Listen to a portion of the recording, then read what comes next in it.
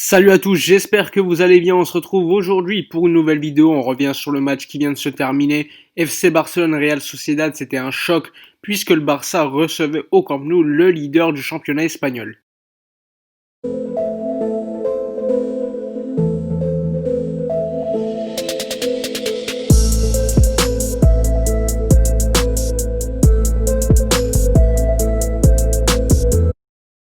Comme d'habitude, avant de parler du match en lui-même, on revient sur la convocation d'équipe et le 11. Donc on commence par la convocation d'équipe du FC Barcelone. Comme vous le voyez, absence surprise de Junior Firpo, finalement il est absent puisqu'il est devenu papa une seconde fois. Donc assez logiquement, Ronald Koeman n'a pas voulu le convoquer pour le match et lui a demandé de rester près de sa femme et de ses deux enfants. Du coup, comme vous pouvez le voir à l'écran, les absences habituelles de Sergi Roberto, Gérard Piqué, Ansu Fati ainsi qu'Ousmane Dembélé. D'ailleurs, concernant Dembélé, il devrait revenir d'ici quelques jours à l'entraînement. On a appris que sa blessure à Cadix n'était pas très bien passée par le staff technique puisque tout simplement, avant le match, il lui avait dit que s'il ressentait une petite gêne musculaire, il devait absolument s'arrêter. Et Ousmane Dembélé l'a ressenti et finalement il a continué le match jusqu'à la fin. En gros, Ronald Koeman et son équipe et son staff lui disent clairement: il faut qu'Ousmane tu apprennes à connaître ton corps, il faut que tu t'arrêtes sinon tu aggraves tes blessures. Et il faut pas oublier qu'Ousmane a déjà 23-24 ans, il va falloir qu'un jour il comprenne et connaisse bien son corps parce que pour quelqu'un qui a subi énormément de blessures, c'est très important. Sinon, du côté de la Real Sociedad, le coach hier en conférence de presse avait confirmé les absences de David Silva pour ce match, l'absence de Oyarzabal ainsi que celle d'Ilara Mendy. Maintenant, on passe au 11 qui a été mis en place par Ronald Koeman. Alors, sans surprise, vous allez le voir à l'écran. Au but, c'est Marc-André Ter Stegen qui continue. Sur le côté droit, Serginho Dest. En défense centrale, petite surprise puisque ça va être la paire Scar Mingueza accompagnant Araujo. Donc, une défense centrale qui était en équipe B l'année dernière. D'ailleurs, ils n'avaient jamais perdu de match ensemble. Sur le côté gauche, Jordi Alba. Le double pivot habituel maintenant, Busquets, Frenkie de Jong. En numéro 10, Antoine Griezmann sur le côté gauche, Pedri à droite, Messi et devant Martin Braithwaite. Donc il y a quand même un 11 qui se trace et qui se dessine déjà depuis quelques semaines, qui paraît un peu plus clair. Le double pivot, on a bien l'impression que Ronald Koeman fait confiance absolument à Busquets et Frenkie de Jong. Pas de Pjanic, pas de Riqui Puig, pas de Carles Alenia. Un Clément Lenglet qui se repose enfin, il avait enchaîné 8 matchs de suite comme titulaire, sachant qu'il avait provoqué des erreurs assez inhabituelles on va dire, qui avaient provoqué énormément de pertes de points lors de matchs très important. Alors quand on regarde ce 11, personnellement j'ai quand même certains doutes au niveau du milieu de terrain ainsi que sur les ailes. Vous le savez, Pedri c'est pas quelqu'un qui va prendre la profondeur, qui va coller la ligne, mais si de l'autre côté c'est pareil. La défense centrale quant à elle est quand même relativement jeune. Ça démontre encore une fois la tâche qu'aura le prochain président du FC Barcelone pour reconstruire une équipe compétitive avec des top joueurs à quasiment toutes les lignes. Côté Real Sociedad, je vous mets le 11, il y avait quand même certaines absences importantes, même si ça reste compétitif. Quand tu vois Porto, Mourinho, William José, Januzaj, tu te dis quand même que c'est une bonne équipe sur le papier qui peut créer du jeu, qui va forcément te déranger vu l'état actuel du FC Barcelone. Enfin bref, maintenant qu'on est revenu sur les deux 11 des deux équipes, de la Real et du FC Barcelone, on va évoquer le match en lui-même en commençant logiquement par la première mi-temps. Alors concernant la première mi-temps, riche en émotions, riche en enseignements également, on a vu quand même un Barça très intéressant au pressing avec évidemment une présence sur les seconds ballons. Souvent il y avait un pressing très intéressant de la Real Sociedad et Marc-André Ter Stegen balançait devant et donc le Barça était souvent présent sur les seconds ballons, notamment Pedri, Frenkie de Jong et même Messi. Ce point a été très important. On a vu un Messi souvent revenir dans le rond central pour faciliter les relances de Ter Stegen puisqu'il y avait un pressing très intéressant en face comme je vous l'ai dit et ça a plutôt marché. Même si on préfère avoir un Messi largement devant, il est nécessaire d'avoir Messi pour relancer. Que ce soit lui, Pedri et Frenkie de Jong, ils ont été plus qu'importants dans cette facette du jeu. Alors le Barça a largement dominé, il y a eu des occasions, il y a eu notamment des frappes de Messi, des bonnes incursions de Pedri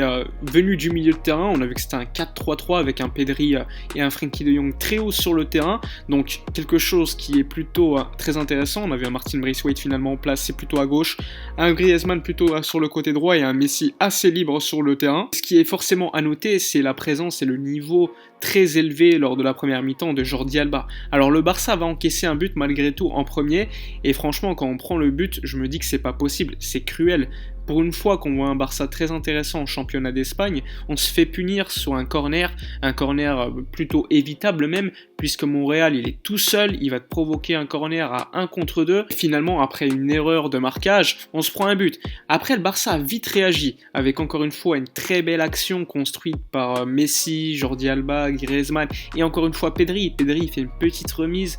C'est une petite remise qui fait toute la différence pour Jordi Alba, et Jordi Alba, du pied droit, il te met une lucarne. Alors si on m'avait dit un jour que Jordi Alba allait marquer un tel but du pied droit, j'y aurais jamais cru. Donc ça fait plaisir de voir un Barça très intéressant en première mi-temps. Ensuite, il y a eu la barre de Antoine Griezmann, encore une fois, un Griezmann plutôt intéressant sur son côté droit, assez placé dans l'axe également pour laisser une certaine liberté à Serginho Dest. Un Busquets également présent au pressing, on l'a vu en pivot tout seul. Ça fait assez longtemps qu'on ne l'avait pas vu tout seul à ce poste de numéro 6, puisque d'habitude c'est un double pivot comme je vous l'ai dit avant le match. Le seul point négatif c'est le but pris et le carton jaune pris en première mi-temps par Sergio Busquets. Ensuite le Barça, comme je vous l'ai dit, va marquer ce second but, encore une fois construit par Messi, Jordi Alba et Frenkie de Jong qui s'est bien projeté dans la surface. Au début on a cru que c'était un hors-jeu, finalement pas de hors-jeu. Et second but avant la mi-temps du FC Barcelone, donc un 2-1 à la première mi-temps, largement mérité. On aurait pu même mener 3 voire 4-1 vu toutes les occasions du FC Barcelone. Une Real Sociedad très pauvre